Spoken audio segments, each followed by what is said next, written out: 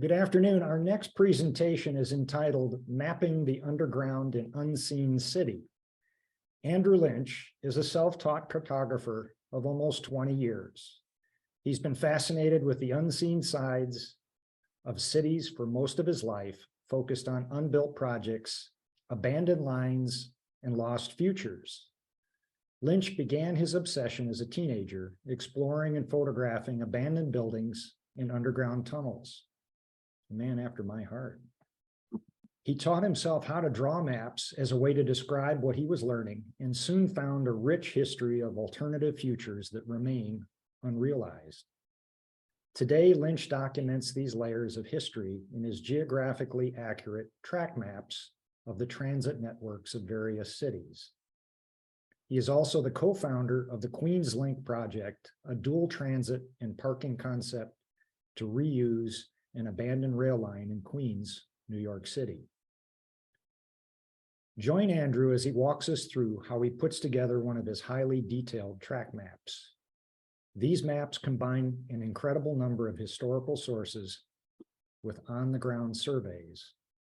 As Andrew notes, the idea is not to show just what exists, but to tell a story about how a city has evolved over time. Please join me in welcoming Andrew Lynch. Hi, everybody. Can you hear me? Yep, you sound great. All right, so let me share my screen here. Looks good. All right, so first off, let me thank you, Todd and Haley at the Center for Railroad Photography and Art for having me. As the intro said, my name is Andrew Lynch. For those who don't know me, or for those who know me but don't know me personally, you might know my work better under my nom de plume of Van Schnookenragen, which is a name I created for myself back when I was exploring a lot of abandoned places and trespassing, and I didn't want people finding out who I really was.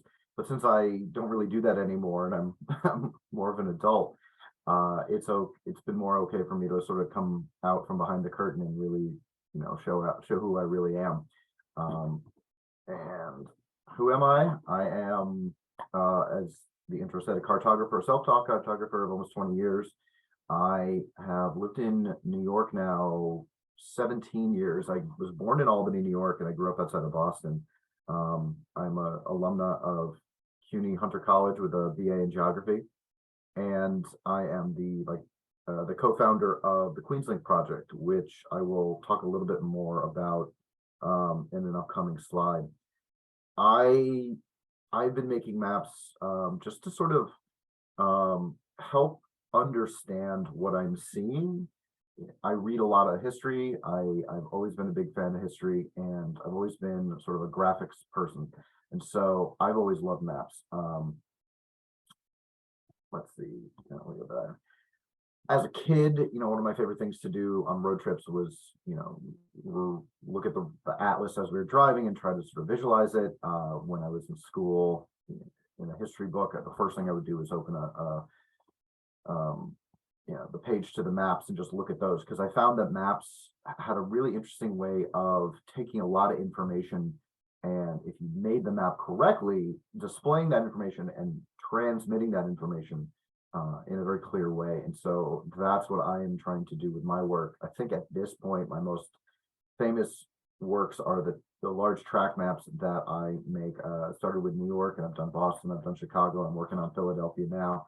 These maps, while they look kind of simple, they take a lot of work because, and I'll touch on this, in the second half of this presentation.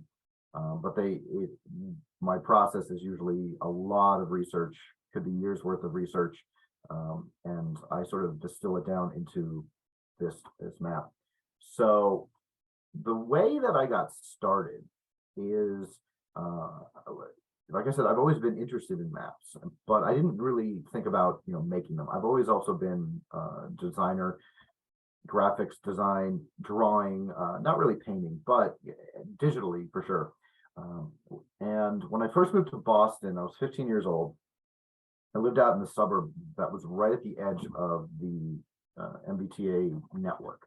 And I would hear from parents of my friends that in the 80s, the system had proposed expanding into my town. Now, naturally, I thought, oh, I'd love to see what a map of that would have looked like. But, in the late 90s, early 2000s, it's interesting to think, the internet's been around for a very long time at this point. But what is online now, is only relatively recently. And so at the time, there really wasn't a lot that had been digitized. There was a little bit of information. It was mostly like text-based. Old GeoCities websites, Railfan websites still look like they're from 1992 these days, which is kind of adorable. But that's really all I had to go off of. And so I went to college. I studied industrial design at the Wentworth Institute of Technology in Boston. That's how I learned to use Photoshop and Illustrator. And I was also able to just explore on my own, take the subway around. If anyone's heard of it, at this point in time in Boston's history, there's a massive public works project called the Big Dig, which was taking the Central Artery Highway, which was an elevated highway, and putting it underground. So all of downtown Boston was a construction site, and which was totally fascinating for someone who's into history and cities. And I was very fortunate to one day be walking around, and I found a giant hole in the ground that I could just walk into. And how how times have changed. I don't think you can get away with that anymore. But yeah, at the time you could just walk into giant construction holes. And I was with a buddy, and when our eyes adjusted to the light, we found that we were standing inside of an abandoned subway station. And I was just like, oh my God, this is history, this is real. And that just got me sent down this path. And so I thought about all these ideas that I had heard about, that I'd read about, and I just said, I still wish I had seen a map of this. But since I can't find a map of this, I guess I'm going to have to draw my own. And the way I got started was I just took a map of the MBTA and I put it into Photoshop, and I just started tooling around and figuring out how to make things. And these are some of my earliest maps. And if you look at them up closely, they are pretty ugly. But I like to keep these around. I like to show these off because I want people to see sort of how far I've come. I want myself to understand how far I've come when I look at the work that I do now.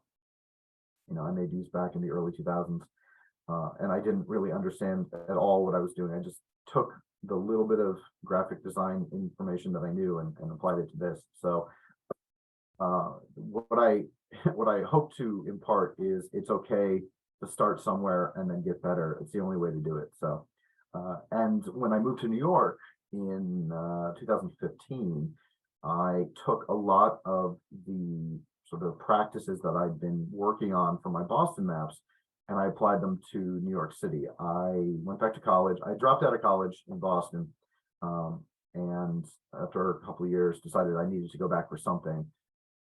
And urban, since I had been so fascinated with the subways, I thought, urban planning sounds like an interesting way to go.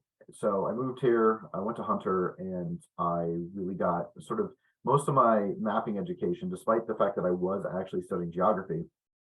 At the time, most of the geography, if you were doing mapping, you were doing GIS, and GIS was using these big technical programs, and they're spitting out these ugly maps. And I just thought, I can do better than this. So that's why I really focused more on the art side of things than the technical side of things.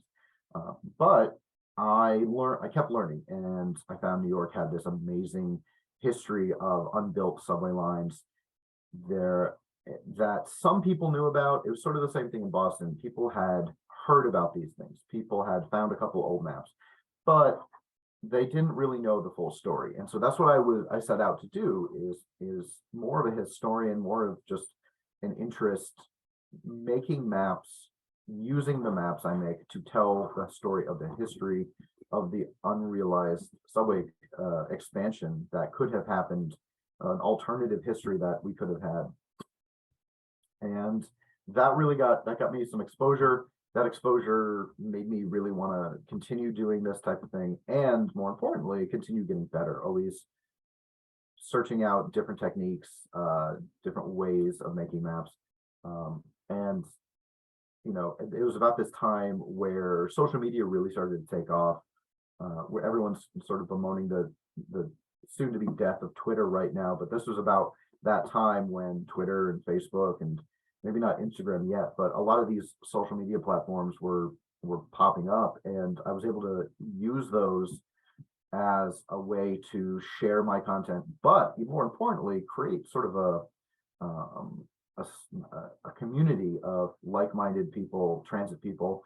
We found ourselves, this is before transit Twitter was really a thing, but I was just doing it saying, hey, I made this, isn't this cool? And that's all it was, and I didn't really think much more about it. So part of what I want to get across in this talk is, I've met a lot of young people these days that have grown up with the maps that I made. I can't believe that I've been doing this almost 20 years. That kind of blows my mind. But the maps that these new kids are making are at a level so much better than the maps I was trying to make when I was their age. And that has really sort of, I feel like I've inspired them, but they've also inspired me to take this a little bit more seriously. I've always sort of made my maps for myself as more just a design challenge, or like I said, a way to sort of visually explain the history that I'm interested in. So one of the things I want to sort of talk about is, like, if you're interested in getting into cartography, I would say now is probably a better time than ever. There's more free tools and easily usable tools now than there ever was before. And one of the things that I would suggest if you're interested in getting started is just find maps that you like and copy them. And, like I had done with the MBTA maps, put them into, a graphics program and literally just copy them. Because what that's going to do is it's going to start training you in the tools that you need and how to think about drawing one of these maps. For a long time, I was making maps that were based off of the Massimo Vignelli New York City subway map. He and his design firm had sort of infamously created a rather divisive subway map in the 1970s for the New York City subway. And I think it was about 2008, a few years before he passed, he decided to update it with a lot of the sort of changes that he had learned about, other people had talked about, and the map that he created was a lot easier to read. It was less divisive. It was more functional, say that. And when I saw it, I realized it was a great tool for showing different subway routes. And at this time, I was still heavily into, heavily into fantasy subway expansion plans. I had gone from reading about what had been proposed to starting to think about my own ideas. And I found that a map like this, which simplified the geography but focused on the different routes, very clearly communicated those changes. At the same time, though, I was still making geographic maps because the only way to understand how a sort of deconstructed diagram is going to function is to understand what it looks like in person. And I can always tell when I look at a fantasy subway map when the author hasn't drawn the map out in the geographic reality first, because there'll often be stations in places that are not possible, or they don't really make a lot of sense, lines that go places, and you just think, all right, in real life that doesn't work. So for me, I was working with both at the same time, and like I said, that helped me develop techniques, understand how to make maps, understand why certain choices are made at the same time. So since I was trying to create these fantasy maps, I realized that the only way to understand what is possible is to understand the network that exists as it really exists. And I had never found a truly accurate geographic map of the city subway. I had found track maps that had, if they were sort of geographic, they were still, I would say, distorted the way the subway diagram is. The subway, the map that you see when you ride the subway is not technically a map, it's a diagram, because the geography is distorted in a way that makes reading the areas a lot clearer. when you make a geographic map, especially in a place like Lower Manhattan, where all these stations are, a few hundred feet apart from each other, fitting all this information in becomes very difficult. So what I realized was that, if I was serious about trying to figure out what type of expansion plans were possible, I needed a very accurate geographic map, and I didn't find one. And so I decided, after a long search, just like the maps that I had never seen before, I was going to have to make my own. So I set out, I collected all the maps that I could find, including some that I got from sources inside the MTA. And I would ride the rails, and I would look out the window and I would take notes. And eventually I was able to piece together this track map that I think really sort of elevated my work. The night that I released, or I should say the day that I released this map, my website crashed from the traffic. It was definitely a game changer. And like I said, I had made these for myself. I had made these because I was trying to understand something. What I didn't realize was the most interesting thing about this isn't what's there, it's what's not there. I was trying to also show the abandoned sections. I wanted to see the provisions of the unbuilt lines. I wanted to see all these things that on a traditional subway map, you're never going to need to see. What I found was that other people wanted to see that too. And right after I released it, I had dozens and dozens of people reach out to me and say, like, oh, I found this. Why didn't you include this? All of a sudden, this community popped up of people who were trying to make this map better. And ever since this is something that's literally happens to this day. I mean, I released this map, I think, 2016, and I mean, I got an email last night about something. So I'm always working on this map. I'm always finding new stuff. It's really the base off of which that I can build not just sort of a history, but like it's a living map, because things are changing constantly. Things are being added or removed. So this has become the center of it's not just about, hey, I made a piece of art. It's more the social aspect to it, which I have found so interesting. It's the thing that I never considered when I started making my maps, but now I consider it. Whenever I'm about to release a map, I'll release a draft of it, and I'll just put it out, say, hey, this is the draft. If you can find any spelling errors, which I'm a terrible speller, so but any errors, anything like that, let me know. And so before I even release it as a final map, and before I put these maps for sale as prints, I will try and get a small community together and go over it. And so that has been really, really fun. And seeing what people have then done with this map has been really cool.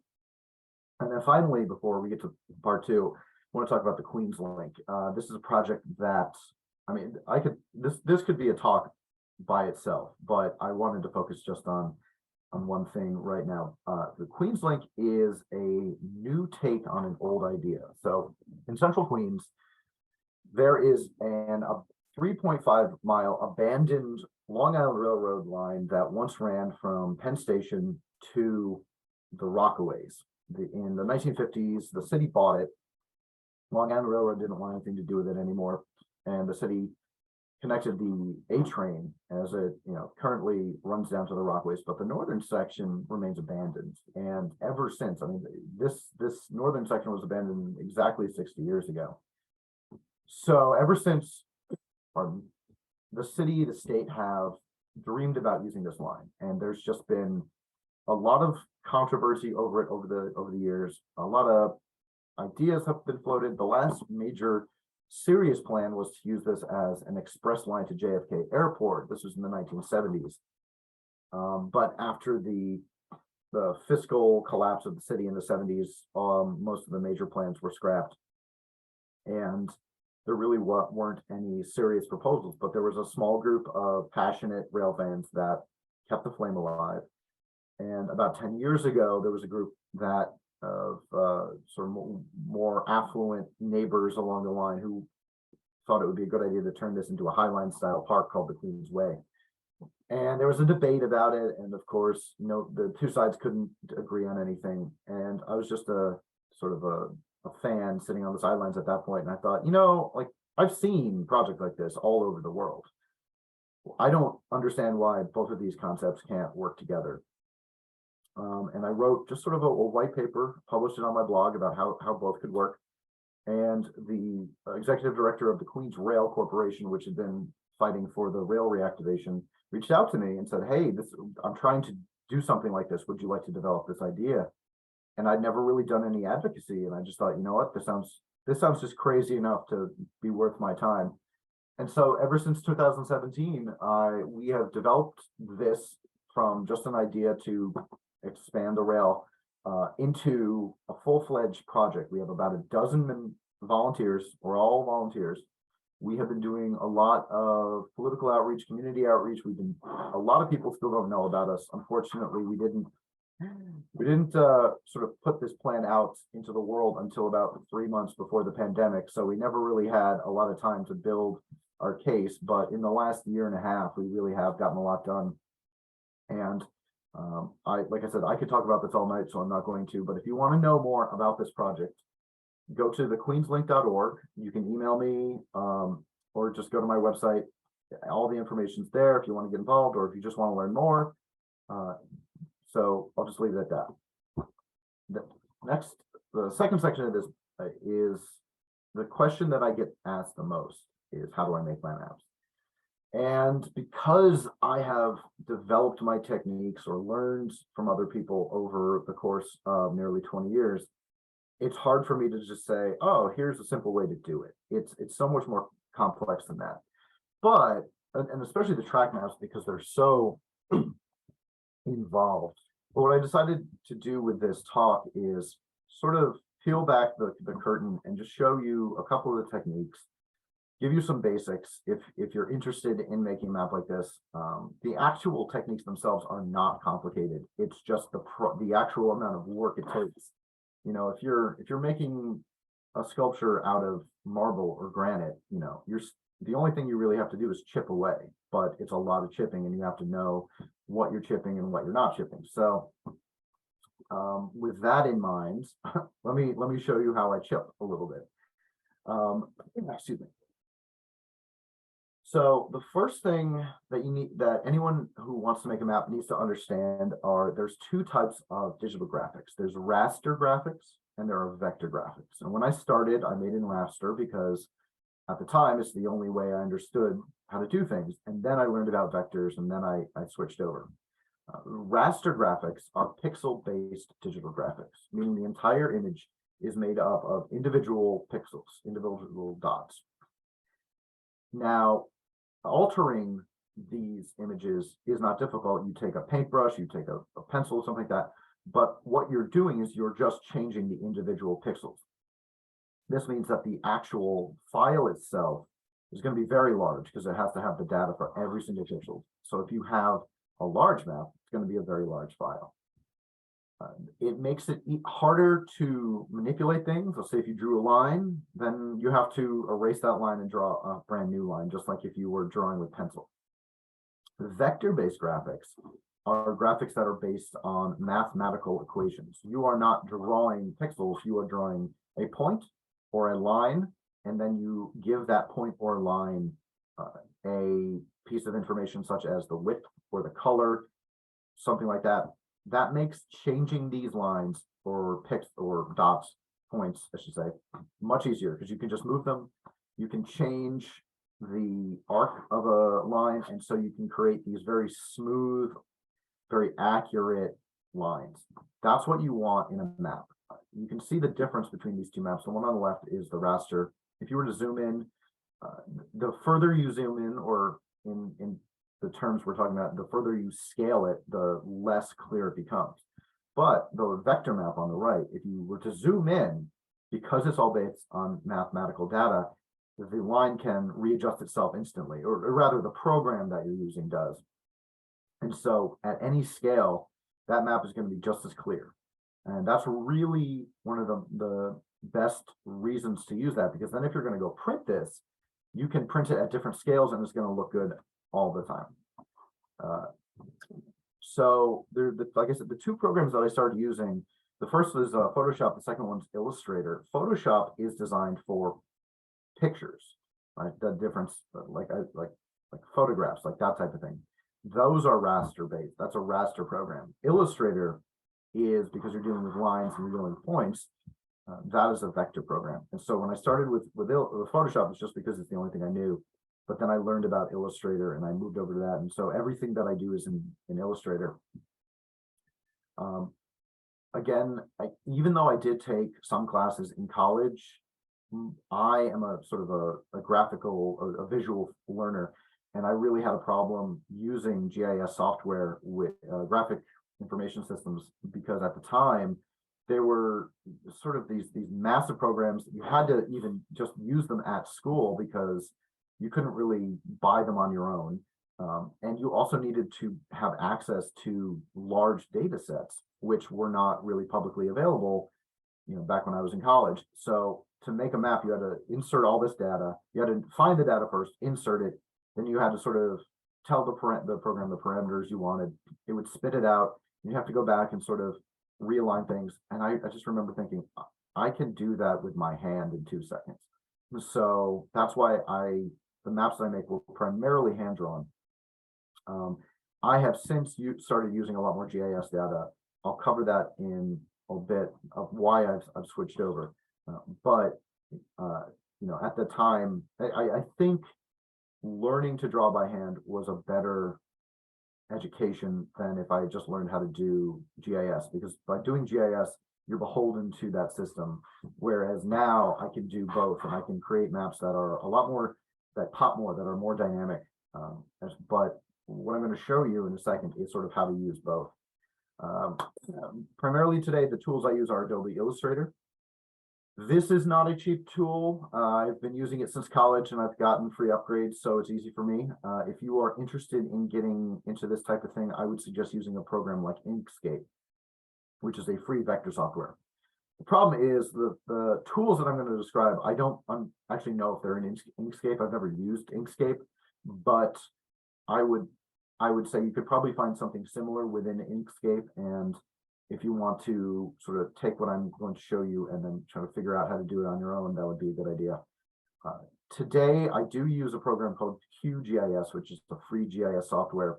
And the nice thing is, with open data laws over the last 10 years, so many municipalities, states, cities, what have you, have tons of data. And if you're making maps of cities or rail lines or highways or anything like this, a lot of this data is there. Problem is, you need to clean up that data. It's not necessarily everything you want. If it's free, it might not be, as accurate as you want. And so what I do now is I will import GIS data into QGIS. I will convert it into an image file, and then I will open it up in Illustrator and just sort of use it as a structure, as a skeleton, if you will. And I'll build off of that. So I won't just download the information and put it into a program and spit it out. I did have a fan do that once. They wanted to see a track map of, I think, San Francisco. So they spit it all together and they sent it to me, and I was like, yeah, that looks terrible. That's why I don't do this. And I don't think they ever got back to me. So I would like to apologize for being a little bit curt, but I'll explain my techniques in a second of why I do what I do. Most of the work that I do is not actually drawing, it's the research. And so nice now that there's so many more historic maps online. I've always loved poring over historic maps. Now I can do something with them. Now I'm using them for a purpose. The Chicago map was very interesting because that was a city that, because it came up in the mid 1800s, it was at the same time that city mapping became sort of standardized. And so you can really, if you put a city map like year after year together, you can literally watch it evolve. What I'm trying to show in my maps is not necessarily what is there today, but also what has been there in the past. And so that's why I need to start with historic maps, understand the evolution, so then I can show that evolution in one map. And beyond that, one of my favorite tools to use actually is Google Maps. And Google Maps has a small tool called My Maps, and it's not a very good graphics program. It's a pretty terrible graphics program, but it's basic enough and it's easy enough to use that what I like to do is start sketching out ideas on a Google map. And the reason I do that is because the base is a dynamic, live, relatively accurate map. I can zoom into an area. I can understand if there's, oh, this is a commercial district, or maybe this is like there's something going on here and maybe I don't understand it. So I can go into the street view and I can see that. I think one of the misconceptions about people who are sort of amateur mappers is they think that everything that they're looking at on a map is what's there. And that is actually completely incorrect. Maps lie. That's a famous line about maps. When you make a map, you are telling a story. You are intentionally omitting information because there is no way that you could show every bit of information that is ever possible to be had on a map. It's literally impossible. What makes Google Maps so interesting is because it's dynamic based on the scale that you're at. If you zoom in, there's more information. If you zoom out, there's less information. Or there's different information. I shouldn't say there's less information, it's just different. So in having a dynamic map like that, you can have a much more accurate view of an area. Let's say if I was just to take a road map and draw lines over it and say, oh, like, well, this is a major road, there should be a subway stop here. It's like, well, not necessarily, because you don't understand why the cartographer who made that road map highlighted that road. Yes, maybe it is a major road, maybe it's not, maybe they just needed to fill space. So having a dynamic map like Google Maps really helps you understand the lay of the land. And this is why I sketch out most of my ideas on Google Maps. I have literally hundreds of ideas. A lot of the stuff that I publish is probably, you know, I've made probably like 50 maps, 50 different ideas that I had to explore before I got a seed that really grew into something interesting. And then I was able to sit down with digital pen and paper and go off of that. So, you know, what you're seeing is sort of the tip of the iceberg in terms of the work that I do. And it's one of the reasons why I don't release that many maps is mostly I'm just tinkering around with ideas, seeing what works, and then moving on.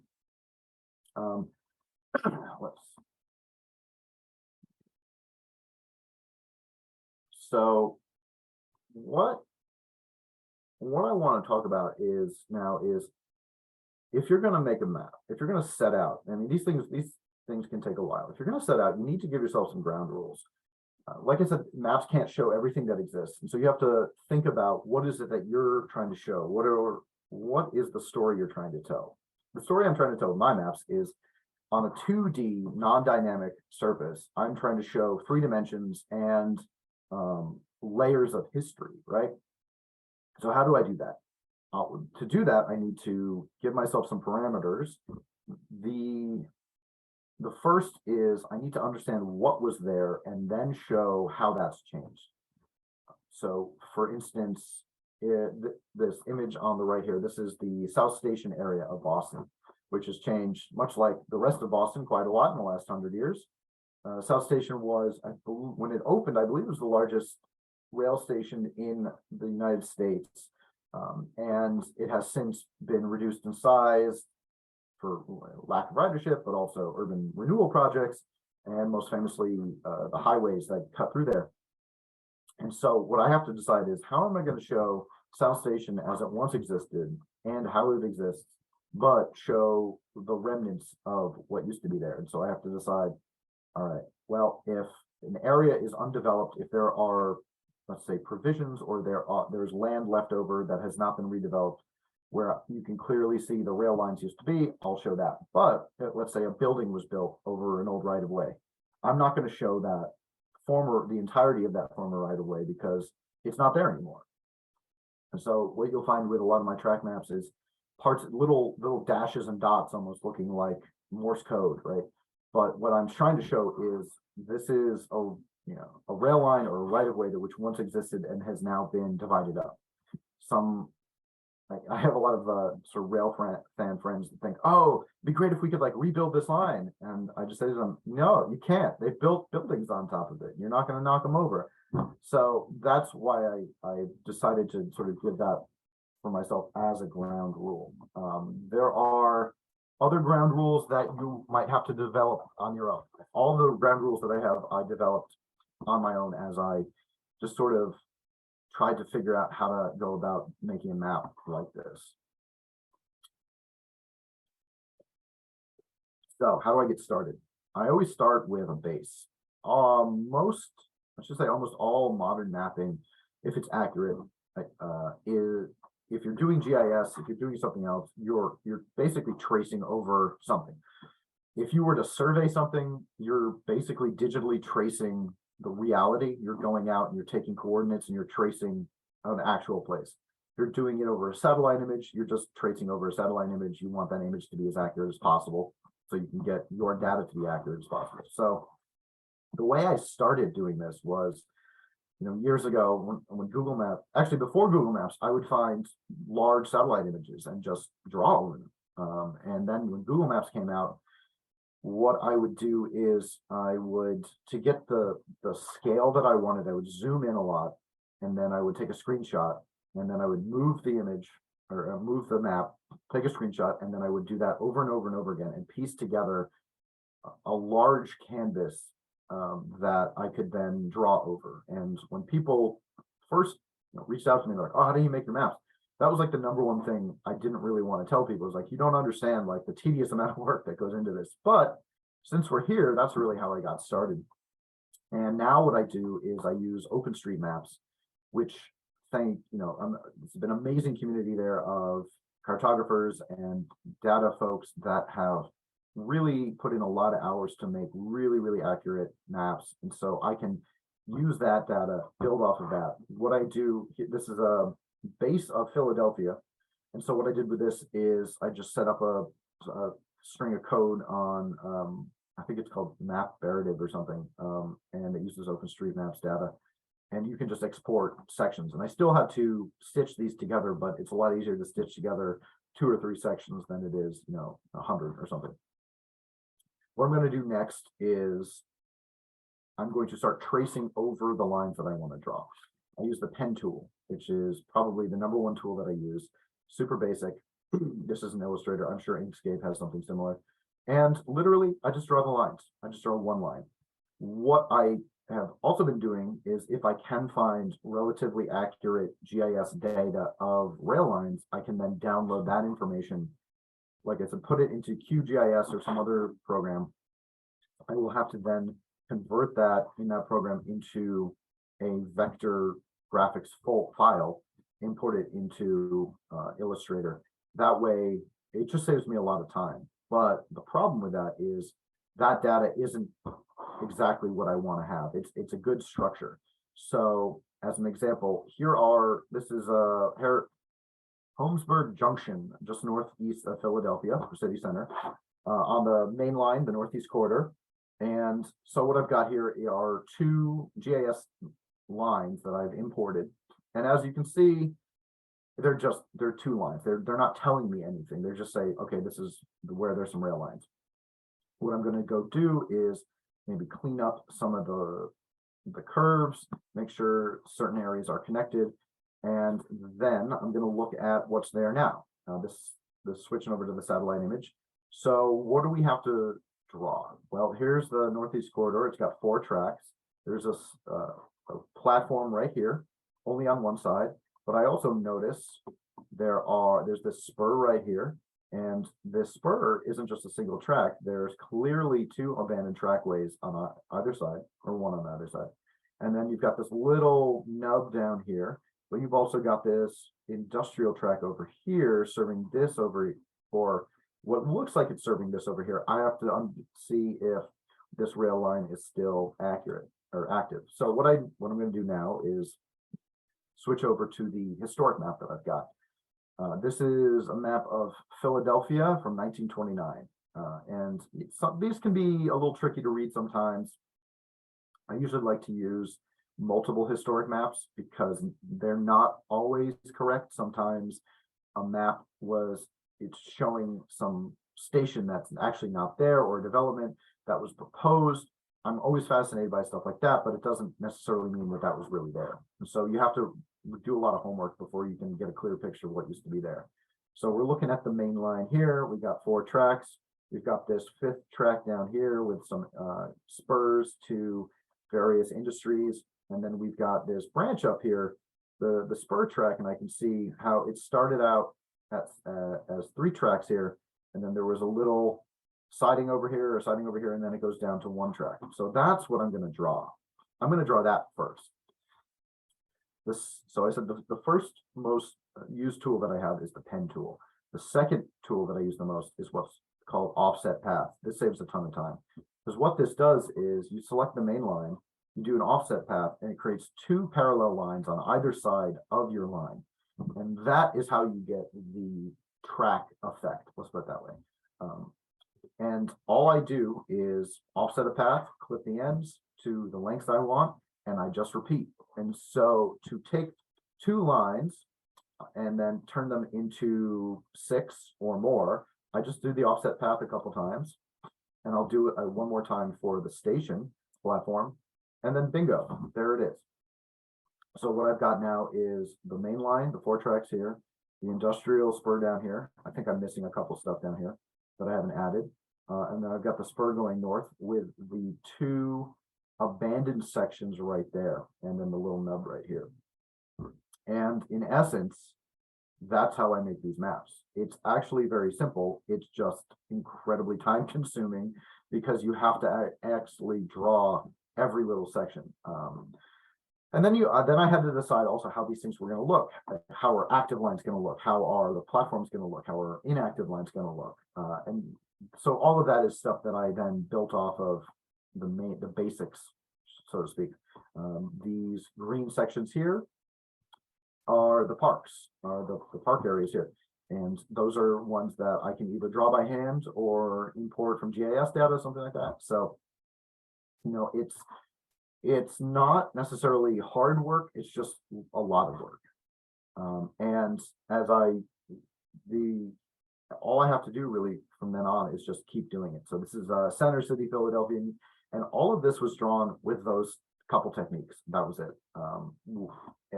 Switches like these over here, you know, maybe I'll draw those by hand just because they're super simple, but you can just copy and paste them. And then it's all about building off of that. And that's all it is. So that's it. It doesn't mean it's all that easy.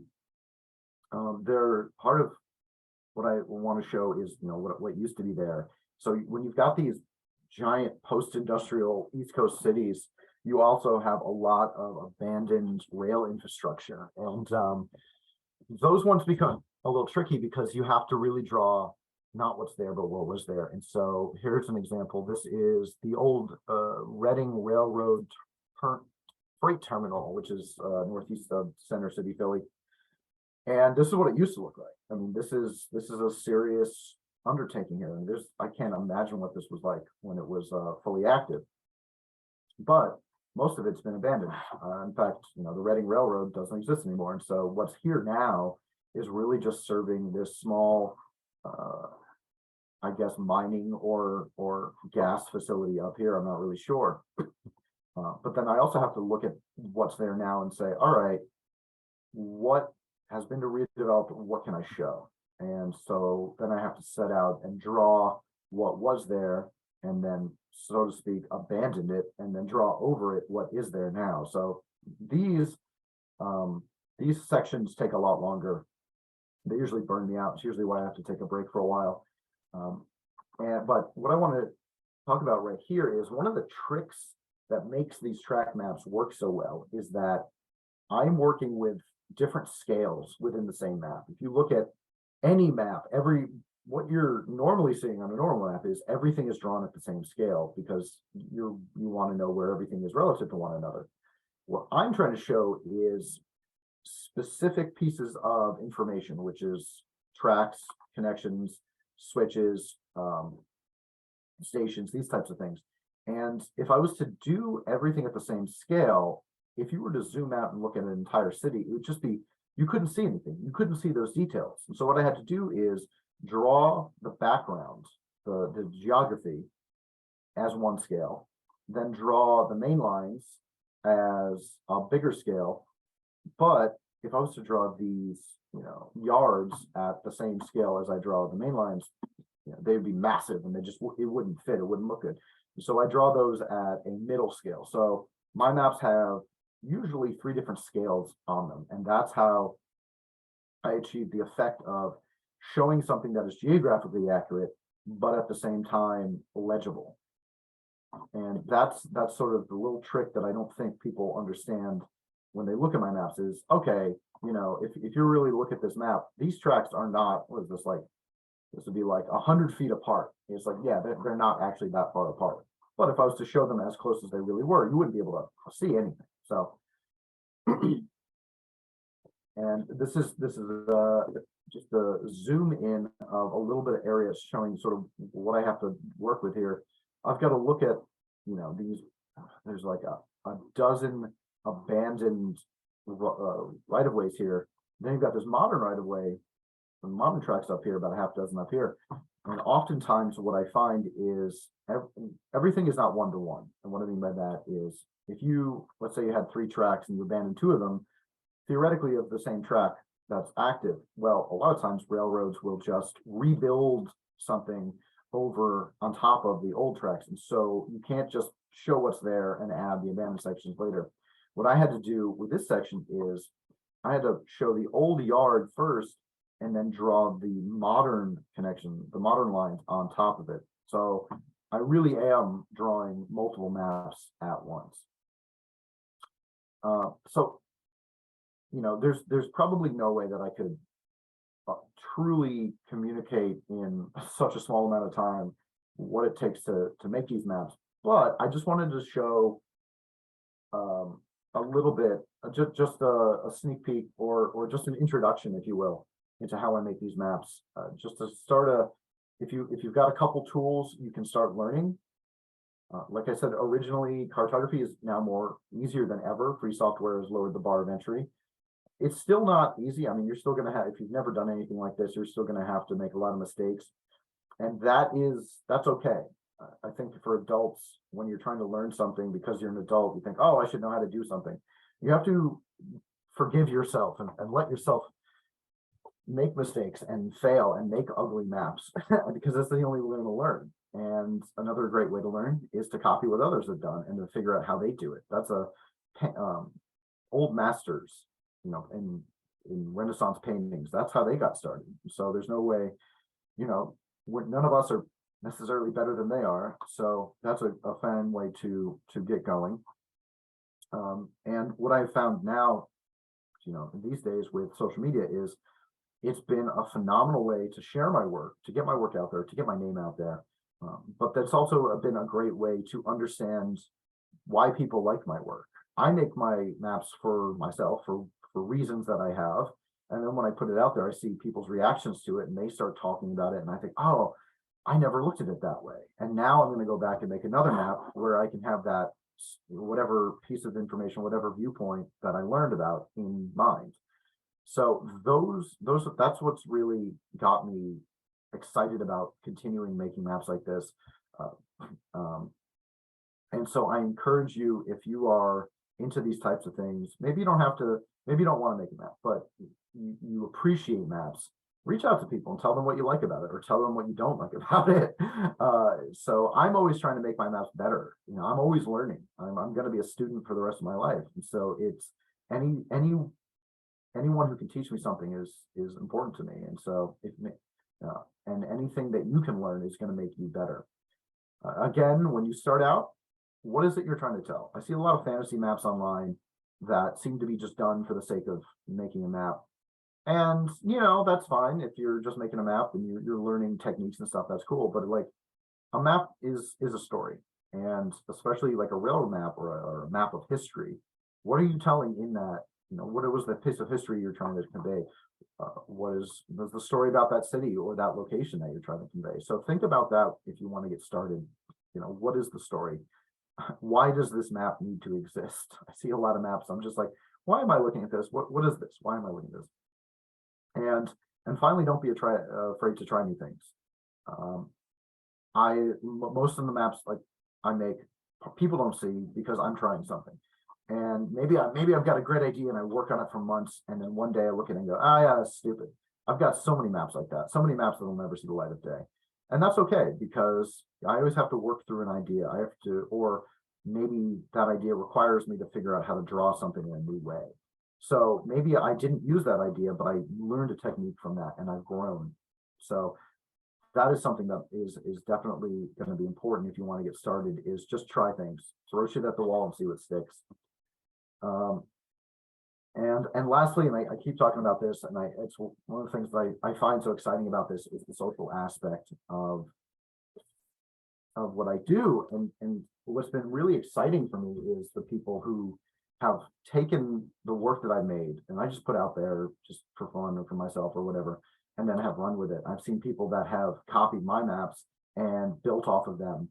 This is on the right here. This is an urban explorer sort of coming back full circle. You know, I used to do this back when I was a kid, back when I could more easily get away with doing stuff like that. But this is a person that may or may not work for the MTA, and they have used my maps as a guide underground to the abandoned sections that I draw or that I talk about. And in doing that, they've been able to report back to me, hey, this is what this actually looks like, or here's actually a picture of it, or this isn't here. And so this social aspect means that I can then go back and make my maps more accurate. And then the whole community or the public, if you're interested in that type of thing, they can benefit from understanding what's really going on. So ultimately, you know, maybe I started making my maps for me. Maybe I started making them because nobody else did.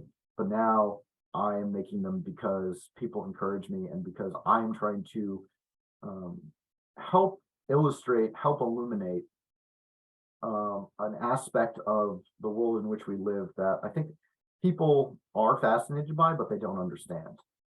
And the way that I think maps help is that you can create a map that is clear, that is easy to understand, and that can clearly communicate a lot of these mystifying elements of society in a clear way. And I think that's really what the most important contribution I can bring to with what I'm doing to society. So if you are interested in knowing more about my maps, you can go to my website, benschnookenragen.com.